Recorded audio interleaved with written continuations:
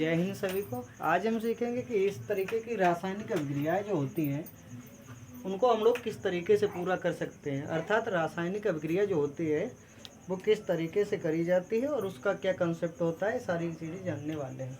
सबसे पहले हम देखते हैं यहाँ पे Fe है, इसका मतलब होता है लोहा, ठीक है।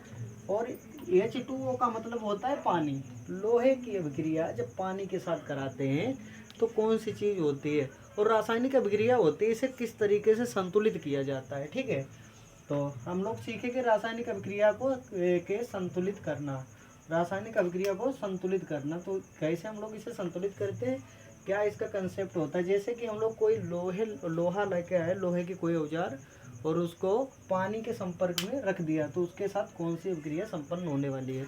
तो इस तरीके की अभिक्रिया किस तरीके से होती है, तो आइए हम लोग सीखते हैं।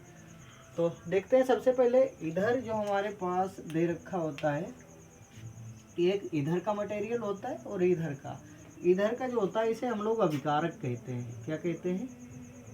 अभिकारक, ठीक है। इधर जो तीर के इधर वाला पार्ट होता है इसे हम लोग क्या बोलते हैं? अभिकारक। और साथ ही साथ तीर के इधर वाली चीज होती है इसको उत्पाद बोलते हैं। क्या बोलते हैं? उत्पाद। यदि आपको इतनी चीज समझ में आ गई तो आप बहुत जल्दी ही आगे की प्रोसेस सीखने वाले हैं। तो क्या होता है, यहाँ पे हमारा दे रखा है अभिकारक और इधर उत्पाद। और जो हम लोग पीरियोडिक टेबल आवर्त सारणी पढ़ते हैं तो उसमें होता क्या है, आवर्त सारणी में टोटल 118 तत्व होते हैं, ठीक है। तो जो 118 तत्व होते हैं कुछ इस तरीके की हमारी पीरियोडिक टेबल होती है, ठीक है। कुछ इस तरीके की हमारी आवर्त सारणी होती है और उस आवर्त सारणी के अंदर 118 तत्व पाए जाते हैं। इनको कई भागों में बांटा जाता है, जैसे F D S S P D F, इन चीज़ों के ब्लॉक में बांटा जाता है। तो जो ज़्यादा क्रियाशील तत्व होता है कम क्रियाशील तत्व को खींचने की क्षमता रखता है, ठीक है। तो किस तरीके से हम लोग इसको सॉल्व करते हैं आइए देखते हैं। तो इस 118 तत्वों को हटा लेते हैं। ये यहाँ पे लोहा और हाइड्रोजन, ऑक्सीजन, ये सब सभी तत्व हैं। तो हम इसे कैसे सॉल्व करते हैं, इस चीज़ के ऊपर आ जाते हैं डायरेक्ट। सबसे पहले हम लिखते हैं तत्व और उसके बाद में एक तरफ लिखते हैं अभिकारक और दूसरी तरफ लिखते हैं उत्पाद, ठीक है। एक तरफ हमने लिखा तत्व और दूसरी तरफ क्या लिखा है, दूसरी तरफ लिखा है उत्पाद, अभिकारक और उत्पाद, ठीक है। तो एक लिकाड़ इस तरीके से हम लोग खींच लेते हैं इसको हल करने के लिए। सबसे पहले क्या करते हैं, यहाँ पे दे रखा है Fe, क्या दे रखा है? Fe। तो हम लोग भर देते हैं Fe, ठीक है। उसके बाद में अगली स्लाइड में कौन सा है? हाइड्रोजन। क्या है? हाइड्रोजन। तो हम लोग भर देते हैं H। और तीसरे नंबर में हमारे पास क्या है? तीसरे नंबर पे हमारे पास है ऑक्सीजन। तो इधर भर देते हैं ऑक्सीजन। तो आप लोग बताइए, अभिकारक में लोहे की मात्रा कितनी दे रखी है? 1। तो आयरन की मात्रा कितनी है? 1। हमने 1 लिख दिया किसमें? अभिकारक में। इधर जो चीज़ें हैं उन्हें अभिकारक बोलते हैं। तो अभिकारक कितना है हमारे पास? लोहा 1 है। और H कितना है? H2 है, ठीक है। H कितना है? H2 है। तो H2 भर दिया। उसके बाद में O कितना है? O हमारे पास सिर्फ 1 है। तो हमने ऑक्सीजन में 1 भर दिया, ठीक है। अब देखते हैं इधर उत्पाद में, किस में देखते हैं? उत्पाद में देखते हैं। तो Fe3, तो F के मॉडल कितने हैं? F हमारे पास इधर 3 मिलने वाला है, ठीक है, उत्पाद में। और उसके बाद में हमने देखा ऑक्सीजन कितना है। तो हमारे पास ऑक्सीजन यहाँ पे कितना है? तो हमारे पास ऑक्सीजन यहाँ पे 4 निकल के आता है। कितना ऑक्सीजन? 4। और हाइड्रोजन 2। हाइड्रोजन कितना आता है? 2। तो हम लोग अब मैच करके देखते हैं क्या हमारे पास अभिक्रिया संतुलित है या नहीं है। तो यहाँ पे अभिकारक में 1 है, उत्पाद में 3 है। तो हमें पता चल गया कि लोहा संतुलित नहीं है। हाइड्रोजन 2 और 2 बराबर है तो संतुलित है। ऑक्सीजन में क्या दिक्कत आ रही है? ऑक्सीजन में अभिकारक 1 है, उत्पाद 4 है, ये भी असंतुलित अभिक्रिया है। तो हम लोग संतुलित इसे किस प्रकार से करते हैं आइए देखते हैं। सबसे पहले क्या होता है, जो इधर का पार्ट दे रखा होता है इसमें हम लोग कुछ भी नहीं कर सकते, ठीक है। अभिक्रिया संतुलन का नियम यही कहता है कि जो हमारे पास ये चीज़ें दे रखी हैं इनके अंदर हम लोग कोई चेंज नहीं कर सकते हैं, ब्रैकेट के अंदर कोई चेंज नहीं कर सकते हैं। जो भी जोड़ना घटाना होगा वो बाहर करेंगे। कहाँ करेंगे? बाहर करेंगे। और ठीक है, तो इसमें क्या करते हैं हम लोग, क्या देखते हैं, तो यहाँ 3 है, यहाँ भी 3 बनाना पड़ेगा। तो 3 से गुणा करेंगे, 3 एक कम 3, 3 एक कम 3। ठीक है, तो अभिकारक कितने हो गए? 3। तो हम लोग कहाँ पे 3 बढ़ाएंगे? इसके आगे 3 जोड़ने वाले हैं, तो क्या हो जाएगा? 3Fe। ठीक है, तो आइए हाइड्रोजन देखते हैं। हाइड्रोजन हमारे पास इधर 2 है, बराबर है मात्रा। ऑक्सीजन में चेंज करना पड़ेगा। ऑक्सीजन अभिकारक में कितने हैं? 1, और उत्पाद में 4। तो इसे बराबर करने के लिए 4 से गुणा, 4 एक कम 4, इधर भी 4, बराबर हो जाए। जब ऑक्सीजन में गुणा करेंगे हम लोग, किसमें? अभिकारक में। किसमें? अभिकारक में। किससे गुणा हमने करी है? अभिकारक के में 4 से गुणा करी। कितने से? 4 से। तो हम लोगों को 4 इधर लिखना पड़ेगा। ठीक है, जब हमने 4 इधर किया तो 4 दूना 8। ठीक है, तो हमारे पास ये कितने आ गए? हमारे पास जैसे ही ये अभिक्रिया हमने कराई तो हमारे पास ऑक्सीजन को संतुलित करने के लिए 4 एक कम 4, इधर 4 एक कम 4, बराबर हो गया। लेकिन हमारे पास जो हाइड्रोजन था वो असंतुलित हो गया। हाइड्रोजन कितना हो गया? 4 दूना 8, 4 दूना 8, और इधर 4 ही बचा। 2 एक कम 2, सिर्फ 2, और इधर अंतर आ गया। तो अभिकारक हाइड्रोजन कितना बन गया इसमें? 8। तो हमें किससे गुणा करनी पड़ेगी? 4 से। ठीक है, 4 एक कम 4। ठीक है, तो कितना बन गया? 4, और इधर भी गुणा करते हैं हम लोग 4 से। तो 4 दूना 8, 4 दूना 8, बराबर हो जाएगा। तो 4 दूना 8, इधर भी 4 दूना 8। तो यहाँ पे हम लोग किस चीज़ की गुणा करेंगे? इधर 2 तो हमारे पास पहले से है, तो हम लोग 4 से गुणा कर देंगे। तो 4 कहाँ पे आ जाएगा? आगे आ जाएगा। ठीक है, तो इस तरीके से हम लोग अभिक्रिया को संतुलित कर देते हैं। तो हम लोग लिखते कैसे हैं? सबसे पहले लिखने की तरीका आपको पता होना चाहिए। लिखने का तरीका क्या लिखते हैं? लिखने का तरीका।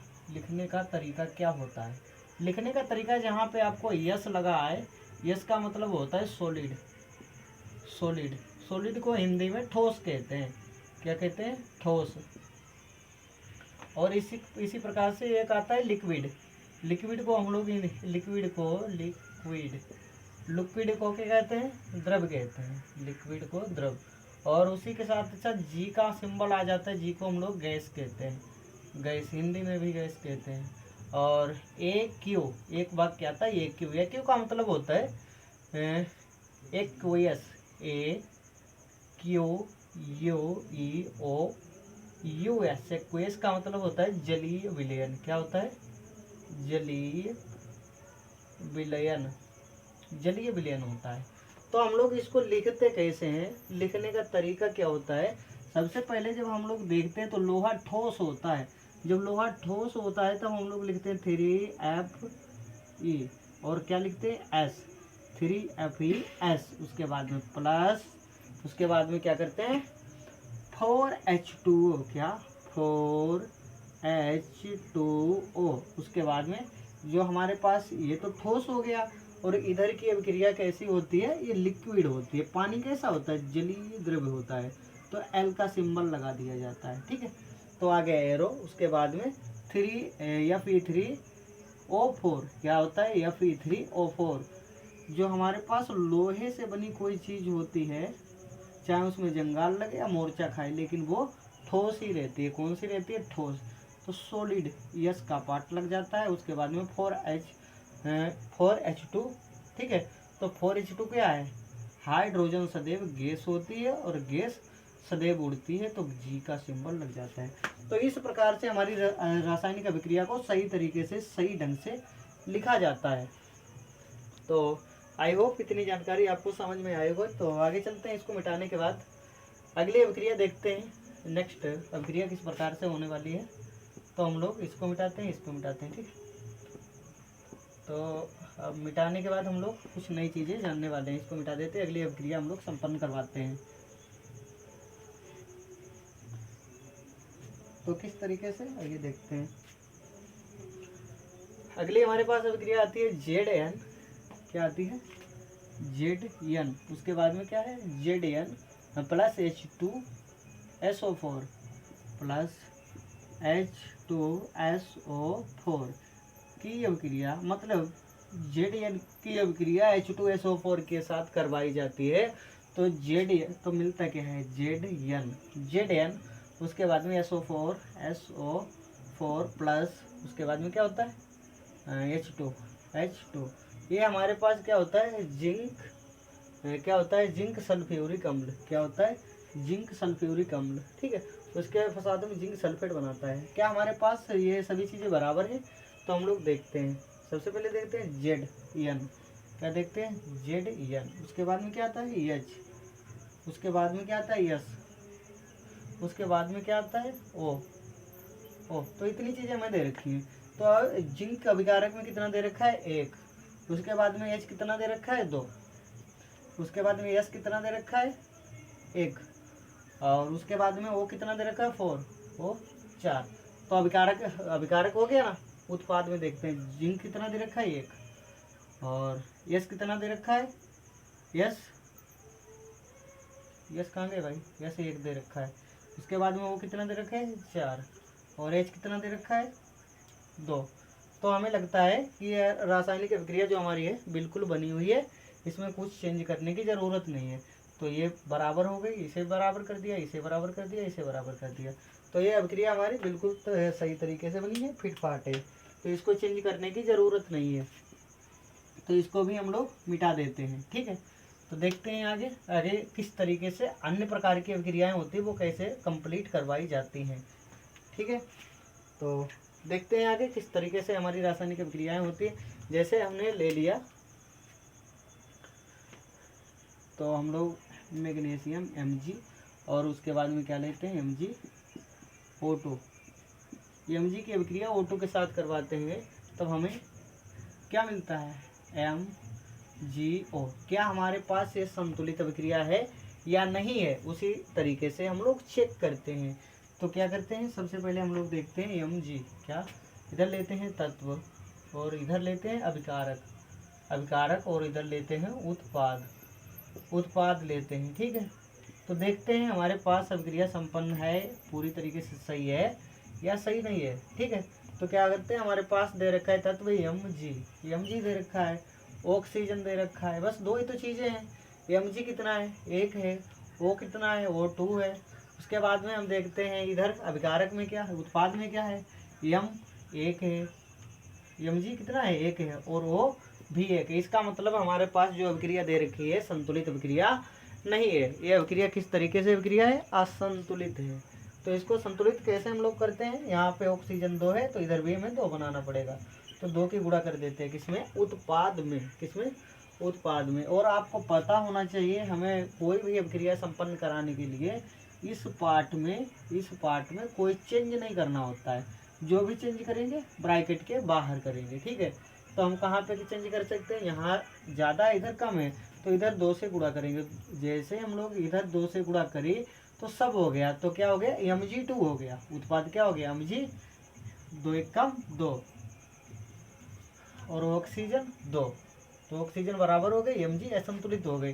तो यहाँ भी हमें 2 से गुणा करना पड़ेगा, तो इधर गुणा करने के लिए हमें 2 आगे लगाना पड़ेगा, तो 2Mg प्लस O2 और 2MgO। तो इस प्रकार से ये अभिक्रिया हमारी संपन्न हो जाती है। तो इसको मिटाने के बाद हम लोग कुछ नया सीखने वाले हैं। और अभिक्रिया जो होती है ना, कितने प्रकार की होती हैं और कैसे क्या होता है, पूरी जानकारी हम लोग सीखने वाले हैं, ठीक है। तो इसको मिटा देते हैं सबसे पहले। तो इसको मिटाने के बाद हम लोग चलते हैं आगे क्या होता है आप लोग देखिए। और एक आता है द्रव्यमान संरक्षण का नियम। द्रव्यमान संरक्षण का नियम किस चीज़ के ऊपर लागू करता है और किस तरीके से इसकी थ्योरी और क्या बनाया जाता है, सारी चीज़ें हम लोग देखने वाले हैं। तो क्या होता है द्रव्यमान संरक्षण का नियम में हम लोग हेडिंग डालते हैं क्या, द्रव्यमान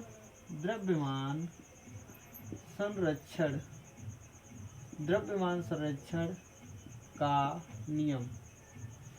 भाई अभिक्रिया को संतुलित या असंतुलित हमें देखना है तो द्रव्यमान का नियम जरूर देखना पड़ेगा। तो द्रव्यमान का नियम क्या कहता है, आइए इस चीज को हम लोग जान लेते हैं। क्या द्रव्यमान का नियम, द्रव्यमान का नियम कहता है किसी भी रासायनिक अभिक्रिया में ना तो द्रव्यमान का निर्माण होता है और ना ही विनाश होता है। का किसी भी रासायनिक अभिक्रिया में किस प्रकार से लिखते हैं, किसी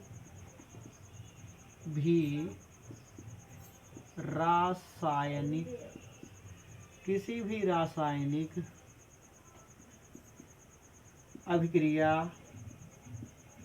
रासायनिक अभिक्रिया में, ठीक है, आगे क्या होता है, ना तो द्रव्यमान का निर्माण होता है, क्या, ना तो द्रव्यमान का निर्माण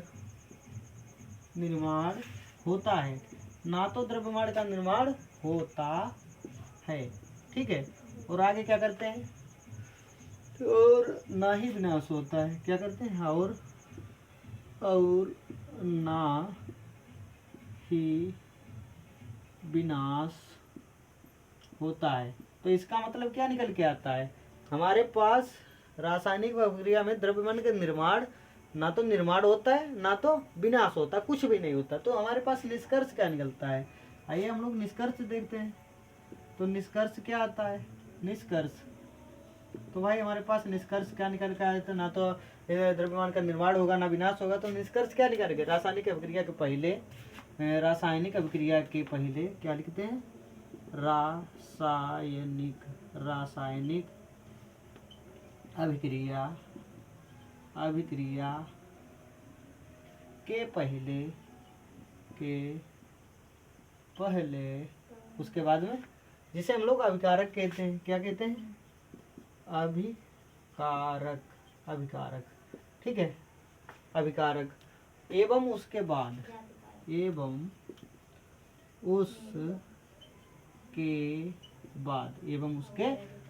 क्या होता है, उत्पाद होता है, उत्पाद, ठीक है। अब क्या, रासायनिक अभिक्रिया के पहले जो अभिकारक होता है एवं उसके बाद उत्पाद होता है। प्रत्येक पदार्थ के परमाणुओं की संख्या बराबर होनी चाहिए, क्या,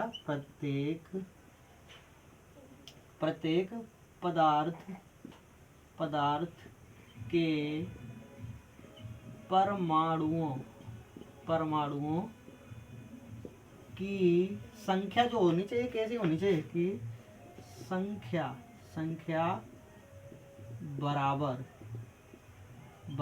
होनी चाहिए। तो कैसे होनी चाहिए, बराबर होनी चाहिए।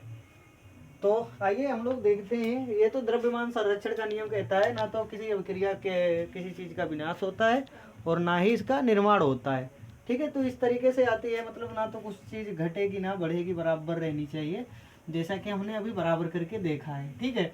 अब हम लोग देखते हैं अभिक्रियाएं होती हैं तो कितने प्रकार की होती हैं, इसके टाइप कितने होते हैं, ठीक है। तो अभिक्रिया के प्रकार हम लोग जानने वाले हैं। तो हम लोग अभिक्रिया के प्रकार देखते हैं। तो रासायनिक अभिक्रिया के प्रकार क्या लिखते हैं, रासायनिक, अब आप लोग हेडिंग डालो, रासायनिक अभिक्रिया के प्रकार, रासायनिक अभिक्रिया के प्रकार आप लोग हेडिंग डाल लो। तो इसमें प्रकार कितने होते हैं, क्या होता है क्या नहीं होता है, तो हम लोग देखते हैं। एक तो होती है संयोजन अभिक्रिया, कौन सी अभिक्रिया, नंबर 1 संयोजन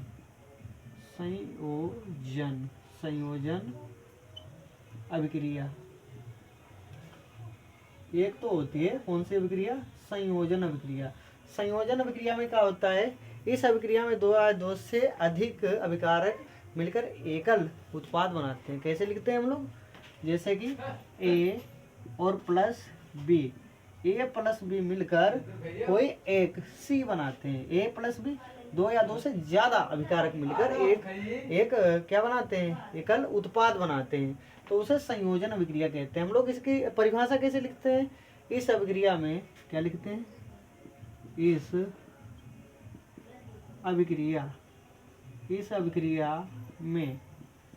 अभिक्रिया में क्या होता है, दो या दो से अधिक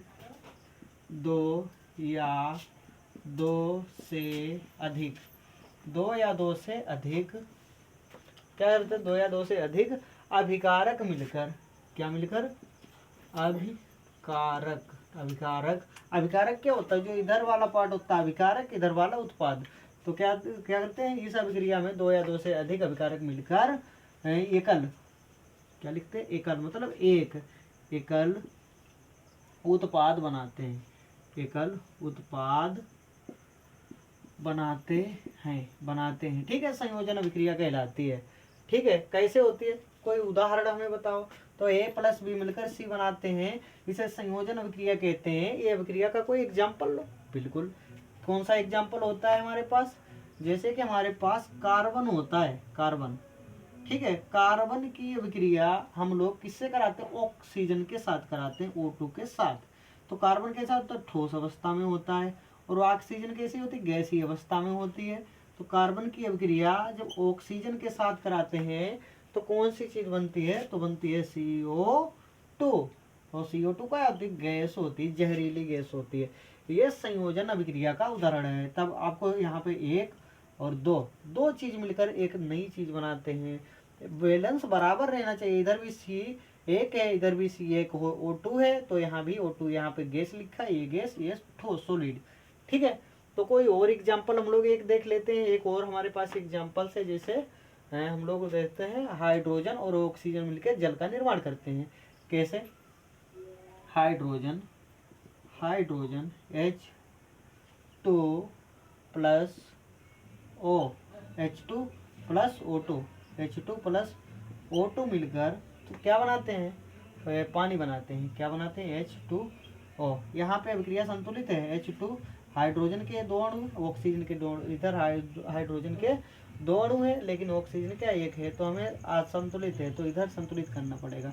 तो H2O बनाते हैं, तो इधर क्या हो गया, पूरे में गुणा हो गया, तो इधर 4 हाइड्रोजन बन गए, इधर 2 ही हाइड्रोजन है, तो हमें 2 हाइड्रोजन और लगाना पड़ेगा। तो इस प्रकार से हमारी एकल अभिक्रिया संपन्न, संयोजन अभिक्रिया संपन्न हो जाती है। आइए हम लोग देखते हैं कुछ और चीज, कौन सी अभिक्रिया और हमारे पास कौन कौन सी अभिक्रियाएं होती हैं। तो सारी अभिक्रियाओं को आज निपटारा ही कर देते हैं, उसके बाद में हम लोग आगे चलते हैं। ठीक है, आगे हमारे पास कौन सी आती है, वियोजन अभिक्रिया। कौन सी, वियोजन अभिक्रिया। अभी हमने सीखी संयोजन अभिक्रिया, अब सीखेंगे वियोजन अभिक्रिया। हम लोग सीखते हैं वियोजन अभिक्रिया। वियोजन अभिक्रिया क्या होती है, जैसे कि हमारे पास एक चीज मिलकर 2 चीजों का निर्माण करती है। जैसे हमारे पास इधर A है, A जब हमारे पास गायब होता है ना, तब B और C का निर्माण करते हैं, इसे वियोजन अभिक्रिया कहते हैं। A टूटता है और B और C में टूट जाता है। कैसे टूटता है, इस क्या करते हैं हम लोग, एक अभिकारक टूटकर क्या करते हैं, एक अभिकारक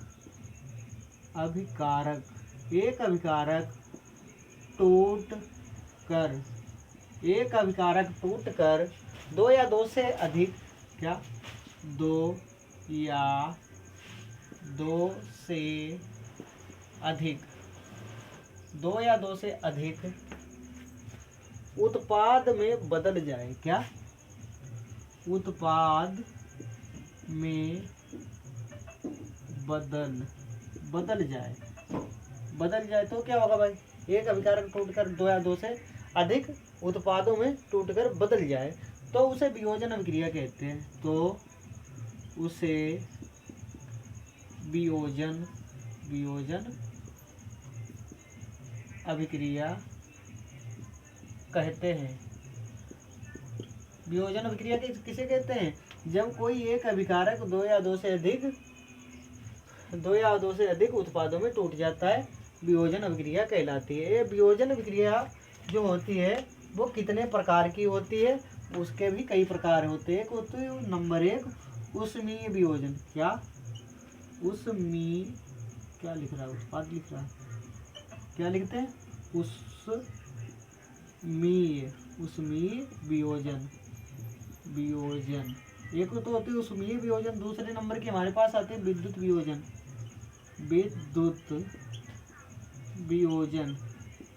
उष्मीय वियोजन क्या होती है, जिसे हम लोग कोई अभिक्रिया कराते हैं सूर्य के प्रकाश में कराते हैं।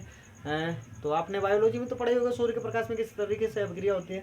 तो वियोजन अभिक्रिया क्या होती है, जो उष्मा के द्वारा अभिक्रिया हो जाती है, अभिकारक टूट जाता है और उत्पाद बना देता है, उसे उष्मीय वियोजन कहते हैं। एक विद्युत वियोजन होते हैं, जिसमें विद्युत धारा प्रवाहित करने पर टूट जाती है, अभिकारक टूटकर VOC उत्पाद बना देते हैं, उसे विद्युत वियोजन कहते हैं। उसके बाद में एक आती है प्रकाशीय वियोजन, ये तो ऊष्मा विद्युत और प्रकाश में होगी। प्रकाशीय वियोजन, वियोजन जो होती है प्रकाश के द्वारा जिसकी जो टूटता है उसे प्रकाशीय वियोजन कहते हैं। तो इस प्रकार से हमारे पास ऊष्मीय वियोजन का एक उदाहरण कौन सा आता है, जैसे कि CaCO3 क्या आता है, इसको मिटाते हैं, आता है CaCO3। CaCO3 जो होता है इसको ऊष्मा के द्वारा हम लोग तोड़ते हैं, किसके द्वारा, ऊष्मा के द्वारा तोड़ते हैं तो क्या होता है CaO प्लस O2 में टूट जाता है, ठीक है। और उसके बाद में आता है विद्युत वियोजन।